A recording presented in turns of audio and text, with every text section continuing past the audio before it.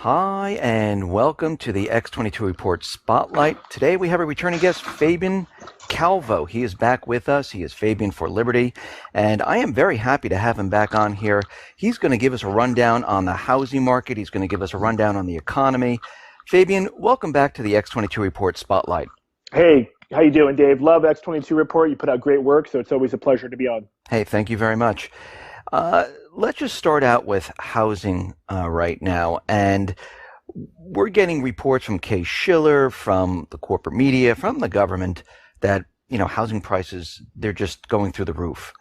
And the last time we saw this was back in 2007, 2008, where prices were continually climbing.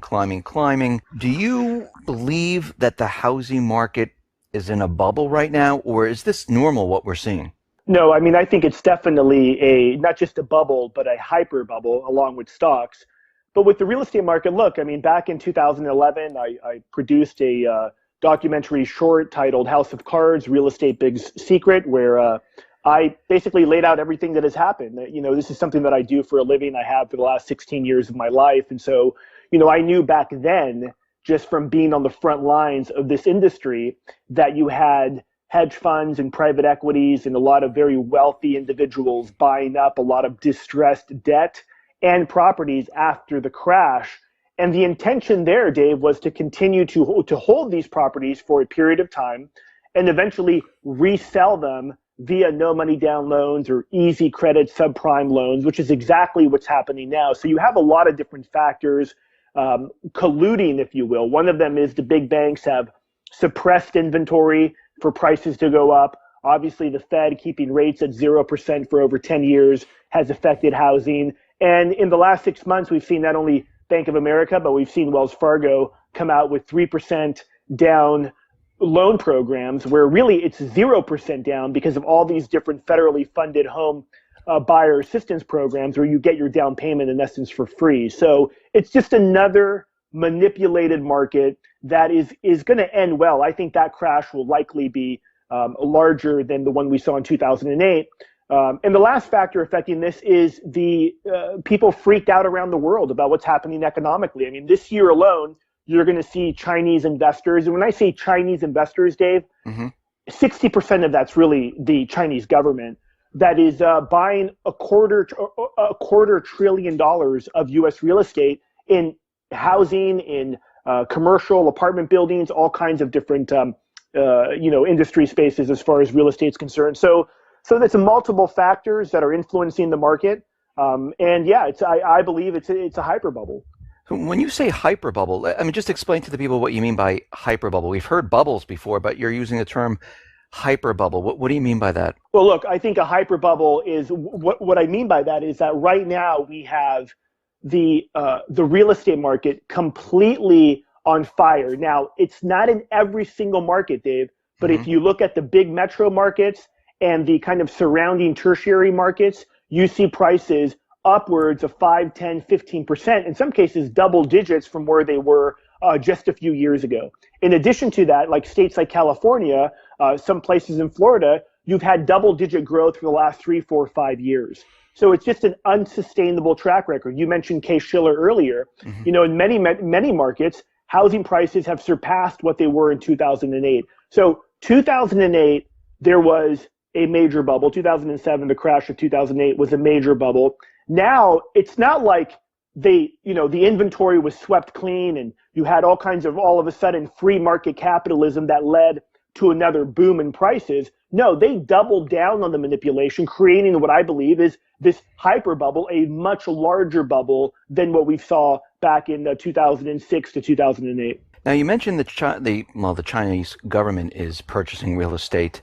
Why are they doing this? Is this a safe haven, or are they looking to stash cash? Why are they out there purchasing so much real estate? And I should know, too, it's not just in the United States. In Canada, places like Vancouver and Toronto, Dave, you have home prices. The medium home price in Vancouver is almost $1 million because you have foreigners, mostly Chinese, that are coming in and they're paying whatever they can just to park some cash and get it out of China, which is interesting if you think about it. I think many of the listeners listening today, you and I included, Dave, would believe that, look, maybe America is not the biggest hedge against a global crisis because of the unsustainable debts that the U.S. government currently holds. But certainly people in China and other people in Europe, around the world, believe America is still a safe haven. And so that's why you're seeing them park money here, not only for the safe haven aspect, but also because they're able to get visas to bring their families over here if they park a certain amount of cash in the U.S. But I think they're trying to preserve wealth. And the way that they see that is by buying real estate, mostly in affluent markets or bigger metro markets that they believe will hold their value long term. Do you think this bubble was driven by, like you said, the foreign investors, maybe hedge funds, maybe investment companies?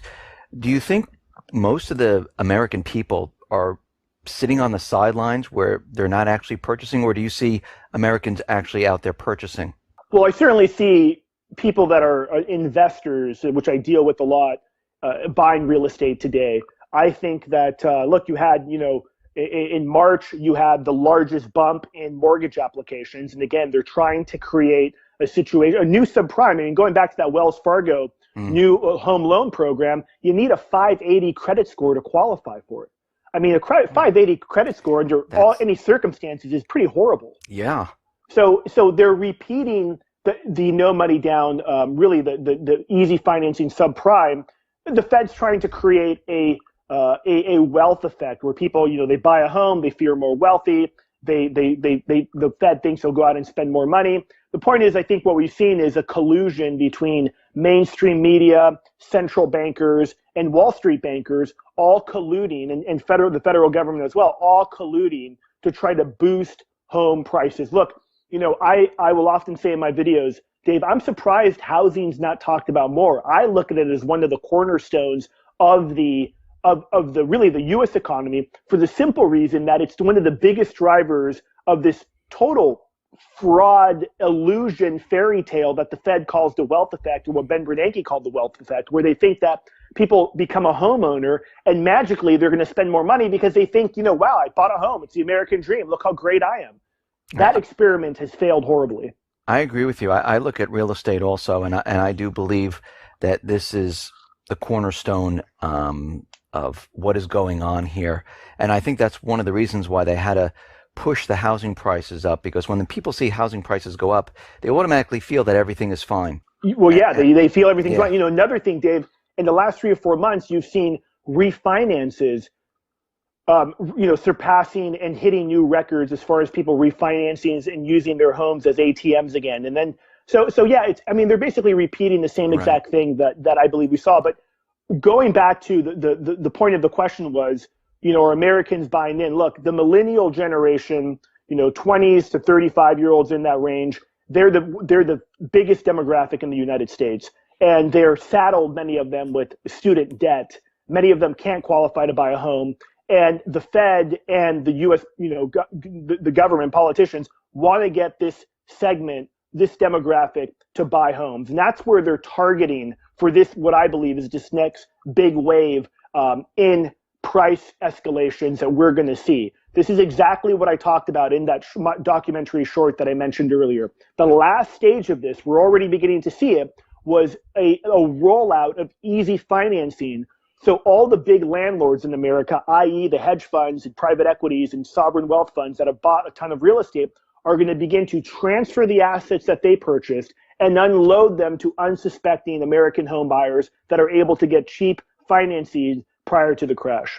Now, we already see Sam Zell, where he's out there saying it's time to sell. And he actually did this back in 2007, going into 2008, prior to that a little bit, where he was unloading his real estate. Now, I know he has a lot of real estate, but this is an indicator that he's getting out, isn't it? Or starting to get out. Well, he's starting to get out. He certainly has said he's no longer buying, at least at this point in time. He owns thousands and thousands of apartment buildings, apartment units. And so, yeah, he's begun to sell in markets like LA and other markets where the prices have just gone absolutely, kind of like that hockey stick graph where they've gone vertical. And so he, can't resist. And he's also talking about what the Fed's doing to housing with its rate policy. So yeah, look, in 2007, 2008, he called it perfectly. He sold a lot of his assets, did very, very well. He's doing the same thing again. And there's other billionaires, and I'm sure we'll get into this as well, but you look at just a Wall Street Journal article last week talking about George Soros buying gold miners, being very bearish on the global economy. So Sam Zell's not alone. What I find interesting is some of these very wealthy individuals, their solution varies. I mean, you have Ray Dalio from Bridgewater and Associates talking about we need helicopter money. We need the Fed to print money and to basically give it to big banks to lend out. So it's amazing. Even some of the most brilliant economic minds are coming up with solutions that I think are absolutely horrible, may work short term, but long term, they're going to be absolutely horrible. Let's switch gears to what the economy is doing right now. And we know from the beginning of this year, the stock market was down. It's been pushed back up. It's floating around. And precious metals, it went from, I think, 1,050 or so back in December. Now it's up into 1,200 and change. The president was out there telling us that actually twice that the economy is perfect. It's doing well. There are no problems whatsoever. And at this point in time, what's your take on what the economy is doing? Well, the economy is contracting. I'm one of those guys that believe that we averaged out over the last 10 years, we've likely had negative growth every single quarter. The only thing that bumps it into positive growth, at least on paper, is inflation. You factor that out and it's been negative growth. I mean, and that's what the Fed continues to try to do, hit a 2% inflation target, and they've tried everything. The only thing you haven't tried is this notion of helicopter money that I mentioned earlier, that it's completely different from quantitative easing. But look at the jobs report last quarter. It was absolutely horrible. And in spite of that, you still see the stock market going up or holding its value. It's so amazing that shows you the depths of insanity, Dave, where it's the worse the economic news is, the better the stock market does, because investors are like, wow, the Feds won't raise rates. I mean, that's what it's come to. Right. It's complete insane. So look, the economy's been completely stagnant. Wages aren't raising. And the simple fact of it is that they haven't allowed a flushing down the toilet of all the malinvestments that have been created going back 10, 15 years. What they've done is there's a crash. The Fed comes in and they print money. They do all of these measures. Government spends more money to try to boost things and create almost like a zombie economy. What should have been done in 2008 is let the whole thing crash, let banks fail, and rebuild off of that. But they'll never do that, unfortunately. I mean, that's the way a real free market economy should work, and that's not what we have today. But I mean, look, the economy right now, it's not doing great, for the exception of individuals that own stocks, for the exception of individuals that are buying and selling real estate. I mean, it's not all bad everywhere. There's some markets that are doing well and some industries that are doing well. You see, the other day, LinkedIn was purchased by Microsoft for something like $32 billion. So it's not all bad. But when you add in the debt, when you add in the monetary policies of the Fed, it spells an absolute recipe for disaster. Overall, do you think that the U.S. is already in a recession or approaching a recession? Well, I would say that it's really become so industry specific, but I think overall the average American is hurting, and you can just see this in the political process. You see the tens of thousands of people that came out for Bernie Sanders, who's talking complete gibberish and just complete delusions as far as how he feels he can fix the economy. Or you see people going out to Trump events because they recognize bad trade deals and a lot of other things government has done has screwed the middle class. So I think that's the biggest indicator for how the economy is doing, is the tens of thousands of people that are showing up for these two candidates that are pointing to systemic problems in the overall economy. So that leads us to what is happening in the UK, where we have David Cameron, we have other officials, because we know the vote is coming up very soon. And they're talking doom and gloom. If we leave the euro, we're going to have war, we're going to have a collapse, the earth's going to implode. I mean, they're coming up with everything they can possibly think of to scare everyone. What is your take on what would happen if the UK decided to leave the Eurozone? I think if the EU does, I think if the UK does leave the EU, I think the internationalists at the IMF, the rest of the collection of the EU masters that basically are unelected bureaucrats, will try to punish the UK financially to set an example for the other copycats that may want to follow suit.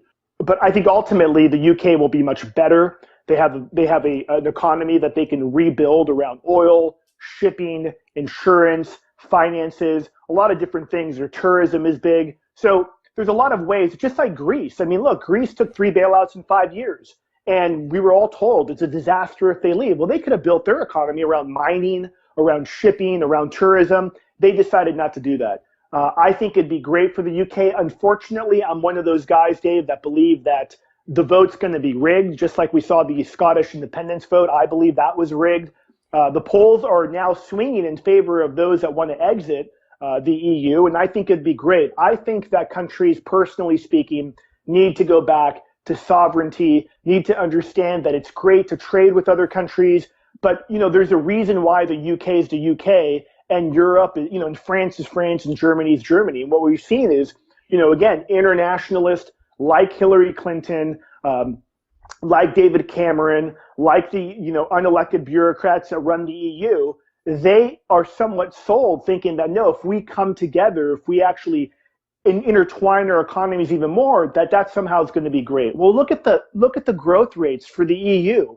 I mean, look at the fact that the UK needs to, in essence, continue to bail out and keep these Eastern European countries on life support that are poor. It just doesn't work out for the people in the UK. And I think that it'd be great if they left. It'd be a great example for sovereignty around the world. I just think that the vote's going to be rigged.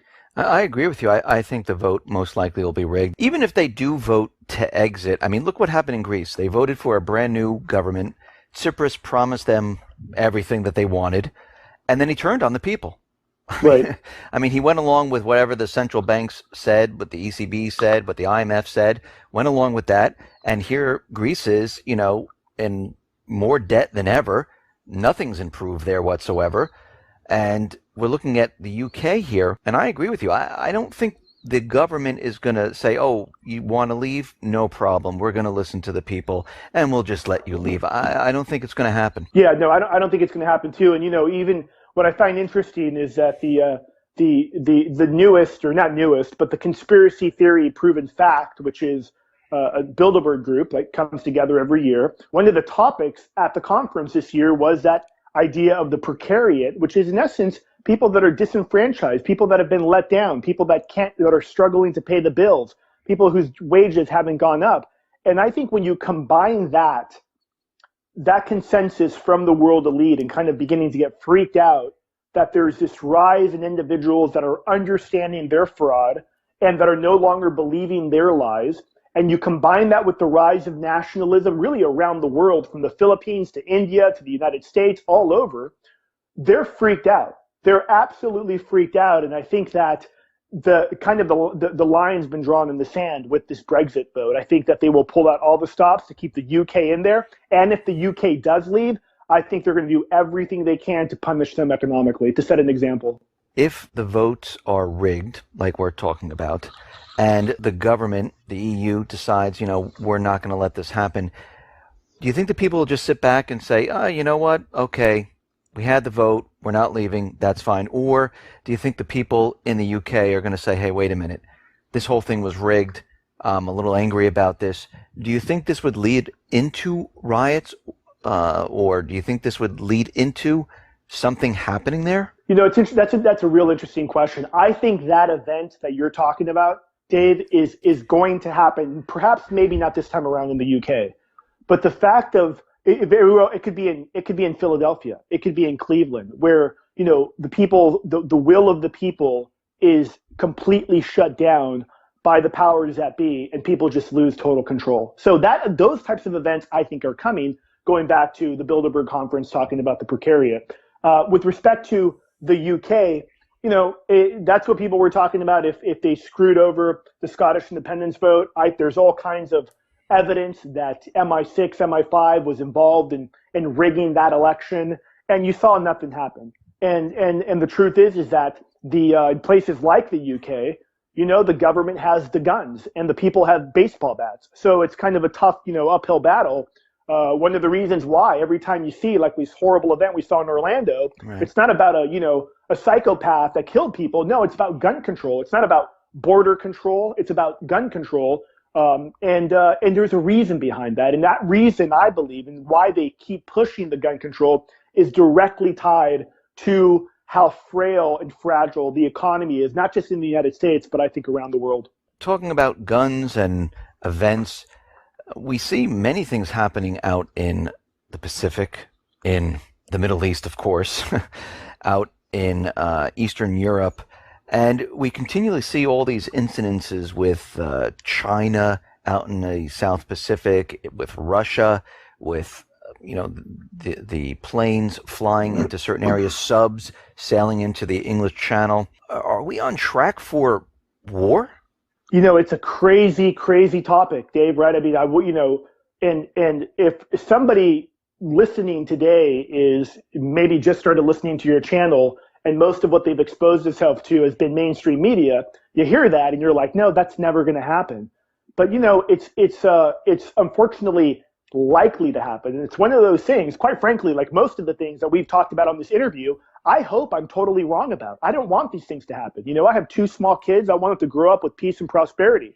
The simple fact is, though, is that you have such incompetence on the world stage today. It reminds me, it's reminiscent of World War I. And really everything we've talked about today, economically speaking, ties right into geopolitics and really ties into this like reset of the total economic order of really the world order.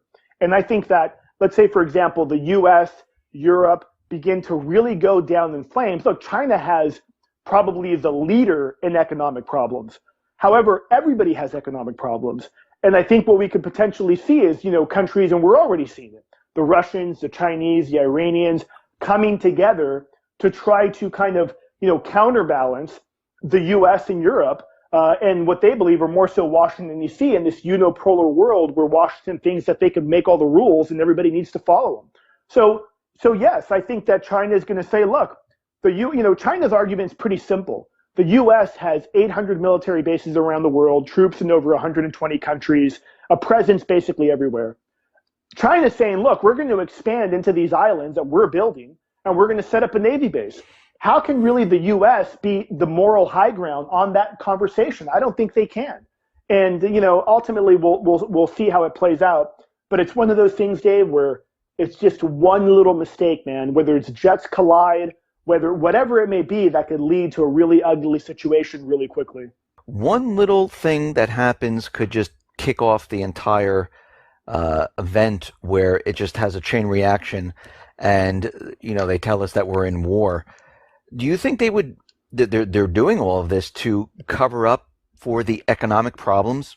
Well, whether it's to cover it up or not, I think it's potentially something that could be used in kind of a wag the dog kind of a situation where they will use war to basically get out of people freaking out about the economy. A lot of people are talking about war in the Middle East or war in the South China Sea, and I've talked about it a lot as well.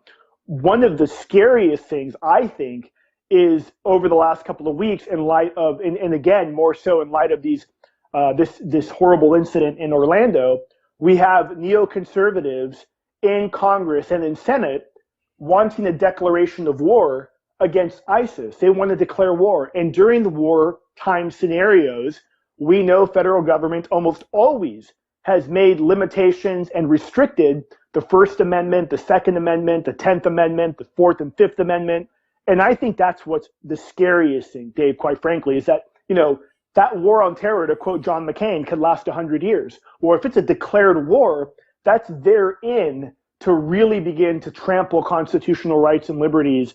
And so I think that's a really, really scary development. In fact, I'm more concerned about that than really anything in the South China Sea. I do see them continually trying to remove the rights of the people. I think this is their end goal, is actually to get rid of the Constitution. I think their end goal is to try to convince people, and we can see it with our young, with Common Core and things like that, where they're teaching them that rights are privileges. They're not, rights that you're born with, and they're actually rewriting some of the rights, like the First, the Second Amendment, the Fourth Amendment. They're continually rewriting it and rewording it and making it seem like this is what it's supposed to be. You don't have to really look at the real writing of these amendments to look at our new version of it. And that kind of scares me, because it seems like they're on this track of brainwashing our young to convince them that, the Constitution, your rights, really doesn't mean anything today. Yeah, that is extremely frightening. Whether one's an atheist or they believe in God, it really doesn't matter. Our founders were pretty clear. We have unalienable rights. They're given to us by our Creator. Among those, and then they list the different rights that we had: the right to bear arms, the freedom of speech, among those. But there was a list of a bunch of other rights as well that the founders believed in, that we were born with these rights. So government or a king or a dictator could not take the rights away because we were born with them. And one of them is, for example, the right to bear arms, the right to protect ourselves. And we see, a lot of, this is in essence refers to natural law. You walk into a bear cave and you approach a couple bear cubs, the mama grizzly bear is going to rip your head off and kill you. It's just, that's the way it works, right? You come into my house at night, try to hurt my kids, I'm going to kill you. That's the reality of the situation. And that's a right that I think every American should have. But this government is so out of their minds, they believe different. And you're absolutely right, Dave. If people begin, look, there was a couple years back, I saw a poll where something like 26% of high school students did not know the country that the U.S. separated from in the American Revolution. So, of course, if they don't know their history, of course, they could say, the Constitution's outdated, it's old, we need a new, we need privileges, we need a new, Declaration of Independence, and people will go along with it. It's pretty scary. It is.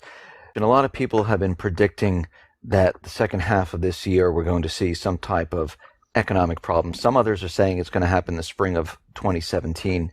What is your take on where you things are headed? Well, I'm more of a 2017 individual, and I'm more of a 2017 individual for the simple reason that I think that the elite, the powers that be, the banksters on Wall Street, even the central bankers, are all in the bag for Hillary Clinton. If we saw economic fallout prior to that, it would hurt her chances of reelection, and it would go against the delusional comments of Barack Obama saying this is the best recovery ever and the economy is doing wonderful.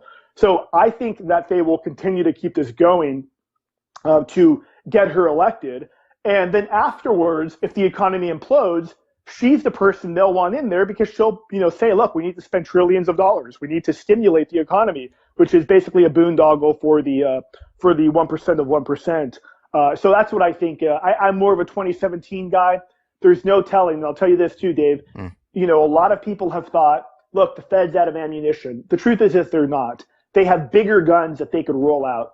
I've mentioned helicopter money. People should look into what it is. It's not quantitative easing. Again, you have a lot of high net worth billionaires that are talking about how the government needs to do this. The central bank needs to do this. And again, it would look like the Fed printing literally trillions of dollars and either injecting that into the economy via tax cuts for some, which they may do, but also giving the money to the bank, knowing that the bank's going to turn around and inject it right into the economy through easy credit, through loans and what have you, hopes that will boost the economy and get things going. It's an absolute nightmare situation. So I think there's more things that they have in their toolkit outside of black swan events that could just destroy everything that will keep this Ponzi scheme and this zombie economy rolling. Fabian, thank you very much for being on the X22 Report Spotlight. Once again, how can people see your work? Yeah, they can just go to fabiansforliberty.com. My YouTube videos are on there. I got a couple of different real estate webinars that I do, and they can check all that out at fabian4liberty.com. Fabian, once again, thank you for being on. You bet. Thanks so much.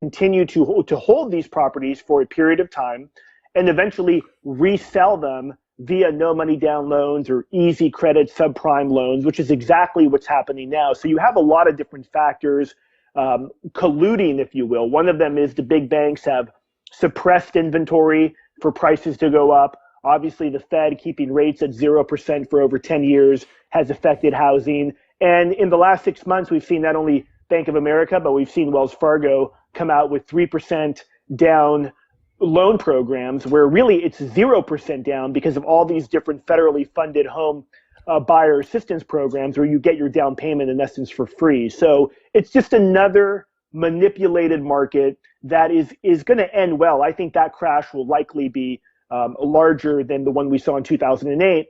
And the last factor affecting this is the people freaked out around the world about what's happening economically. From the government that, housing prices, they're just going through the roof. And the last time we saw this was back in 2007, 2008, where prices were continually climbing. Do you believe that the housing market is in a bubble right now, or is this normal what we're seeing? No, I mean, I think it's definitely not just a bubble, but a hyper bubble along with stocks. But with the real estate market, look, I mean, back in 2011, I produced a documentary short titled House of Cards, Real Estate Big Secret, where I basically laid out everything that has happened. This is something that I do for a living. I have for the last 16 years of my life. And so, I knew back then, just from being on the front lines of this industry, that you had hedge funds and private equities and a lot of very wealthy individuals buying up a lot of distressed debt and properties after the crash. And the intention there, Dave, was to get 15%, in some cases double digits from where they were just a few years ago. In addition to that, like states like California, some places in Florida, you've had double digit growth for the last 3, 4, 5 years. So it's just an unsustainable track record. You mentioned Case-Shiller earlier. Mm-hmm. In many markets, housing prices have surpassed what they were in 2008. So 2008, there was a major bubble. 2007, the crash of 2008 was a major bubble. Now, it's not like the inventory was swept clean and you had all of a sudden free market capitalism that led to another boom in prices. No, they doubled down on the manipulation, creating what I believe is this hyper bubble, a much larger bubble than what we saw back in 2006 to 2008. Now, you mentioned the Chinese government is purchasing real estate. Why are they doing this? Is this a safe haven, or are they looking? I mean, this year alone, you're going to see Chinese investors. And when I say Chinese investors, Dave, mm-hmm. 60% of that's really the Chinese government that is buying a quarter $2 trillion of U.S. real estate in housing, in commercial apartment buildings, all kinds of different industry spaces as far as real estate is concerned. So there's multiple factors that are influencing the market. I believe it's a hyper bubble. When you say hyper bubble, I mean, just explain to the people what you mean by hyper bubble. We've heard bubbles before, but you're using the term hyper bubble. What do you mean by that? Well, look, I think a hyper bubble is what I mean by that is that right now we have the real estate market completely on fire. Now, it's not in every single market, Dave, but mm-hmm. if you look at the big metro markets and the kind of surrounding tertiary markets, you see prices upwards of 5, 10.